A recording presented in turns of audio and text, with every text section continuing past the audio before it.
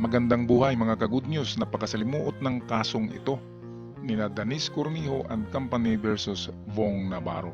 At makisawsaw tayo dito sa balita. Marami ang naguguluhan kung sino nga ba ang guilty kasi si Danis Cornejo ay nagpa-file din ng kaso, si Vong Navarro ganun din. Pero ang nanaig or nanalo in the end ay si Vong Navarro na kinatigan ng Supreme Court. Kaya ngayon kulong at arestado sina Danis Cornejo, Cedric Lee and Company. Meron explanation dito ang ating mga kaibigan sa frontline, atin pakinggan kung ano ang nangyari. Itong hatol ng tagig RTC sa kaso ng serious illegal detention ni Danis Cornejo, Cedric Lee at dalawang iba pa ay bahagi lamang po ng mahaba at masalimuot na palitan ng mga kaso na umabot pa sa Korte Suprema. Balikan lang po natin. Sa simpleng paliwanag, pinablatter ni Danis Cornejo si Vong Navarro ng rape at acts of lasciviousness noong Enero 22, 2014 sa BGC Police Station. Sa blatter report, pinalalabas na binugbog si Navarro ng mga kaibigan ni Cornejo nang maaktuhan daw nilang ginagahasan nito si Cornejo sa kanyang condominium sa BGC. Citizens arrest daw ang nangyari at pinagbabayad si Navarro ng parang settlement. At dahil payag naman daw si Navarro, hindi na raw itutuloy ang kasong rape. Pero ayon kay Navarro, may nangyari nga sa kanilang dalawa pero ito raw ay consensual o may pahintulot. At ayon kay Navarro, set up or frame up lamang daw ang ginawa sa kanya. Binugbog raw siya ng mga kaibigan ni Cornejo na si Cedric Lee at Simeon Raz at Ferdinand Guerrero. Pinilit umamin sa video at tinakot na papatayin ng kanyang mga anak at pamilya kung di raw siya maglalabas ng 2 milyong piso. Aba, una sa lahat, meron din palang nangyari sa kanila na itong sasabihin natin na sexual activity kay Vong Navarro at Danis. Yun ang sabi mismo ni Vong at ngayon ay pinalabas pala na ni-rape. Ito ang kinatigan ng Supreme Court dahil sa medyo hindi magkatugma ang mga pahayag ni Danis Cornejo na ni-rape siya pero sabi ni Vong ay consensus. Kaya kung alin man sa dalawa, ang pareho silang may punto rito pero ang doon kay Vong ay dahil sa nabugbog siya at detention, illegal detention ang ginawa sa kanya kasi ginapos siya at matagal siyang dinala sa itong headquarters ng mga pulis. Kaya yun ang kinatigan ng Supreme Court. Atin pakinggan muli ang explanation ng taga-frontline. Napakasensitibong paksa po ang panggagahasa kahit kailangan maingat ang pagtalakay sa mga gantong usapin. Pero importante rin na walang maakusahan ng hindi karapat-dapat kaya po kailangan ng matinding pagbabalanse. At kung he said, she said ang nangyari, sino ang nagsasabi ng totoo? Kalaunan, 3 complete affidavit ang inihain ni Cornejo laban kay Navarro na nagdedetalye ng umano'y rape sa kanyang condominium noong January 17 at January 22, 2014. Ang NBI naman nagsampa ng kasong serious illegal detention for ransom laban kay Cornejo at sa kanyang mga kasamahan. At ito lamang po ang kasong umandar. Bakit? Dahil mulat sa pool, dinismiss ng mga prosecutor ang mga complaint affidavit, 3 po yun, ni Cornejo for lack of probable cause.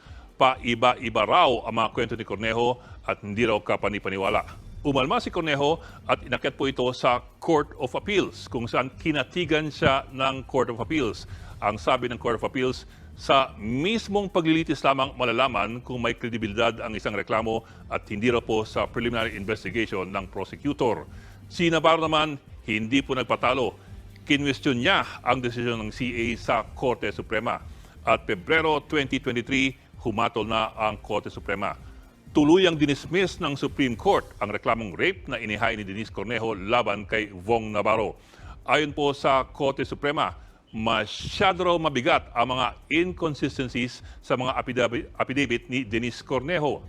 Kung papayagan daw ito, parang pinayagan na siyang baguhin ang kanyang mga kwento o kaya mag-imbento ng mga akusasyon.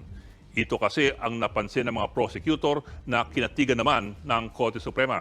Sa unang complaint na sinampan ni Cornejo noong Enero 29, 2014, Wala naman daw nangyaring rape nung una siyang dinalaw ni Navarro sa kanyang condominium nung January 17. Pero nung dalawin daw ulit siya nung January 22, 2014, saka raw siya hinalay ni Navarro sa kanyang condominium.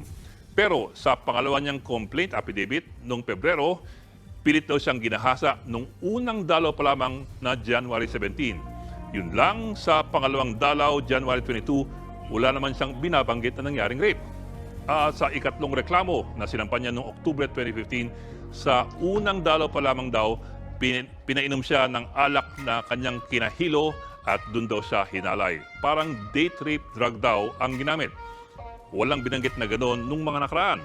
Sa pangalawang araw, sinabi ni Cornejo na sadyang nandun ang kanyang mga kaibigan sa loob ng kanyang condominium para huliin si Navarro sa akto ng panggagahasa.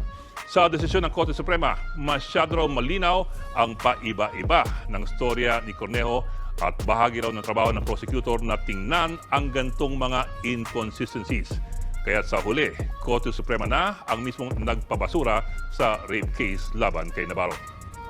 Mga kapatid, Ed Lingaw po, maging maalam at may pakialam sa mga napapanahong balita sa ating bansa. Ayan, salamat Ed Lingaw sa iyong pag-share ng explanation mo tungkol sa kasong ito. At malinaw na inconsistent si Dennis Cornejo sa kanyang mga pahayag, kaya natalo sila sa kasong ito. Pero meron din namang kabigatan ang sa palagay ko. Masyadong mabigat ang parusa kay Dennis Cornejo kasi meron naman talagang nangyari sa kanila. Ngayon, ang dapat kasuhan dito ng mabigat ay yung bumugbog at nag-detain kay Bong Navarro doon sa condominium at hindi si Dennis Cornejo, kasi si Dennis Cornejo ay kaibigan lang ng mga lalaking yun. At siyempre kung merong mang frame up ay parang ipinain si Dennis Cornejo dyan kay Bong Navarro, kasi alam naman natin na may pagkapilyo itong si Bong Navarro at siya mismo ang pumupunta kay Dennis. Ibig sabihin ay meron talaga silang yung pinag-usapan ni Dennis. Pwedeng mag-girlfriend sila, kaya nga lang ay na-set up sila ng grupo ni Cedric Lee.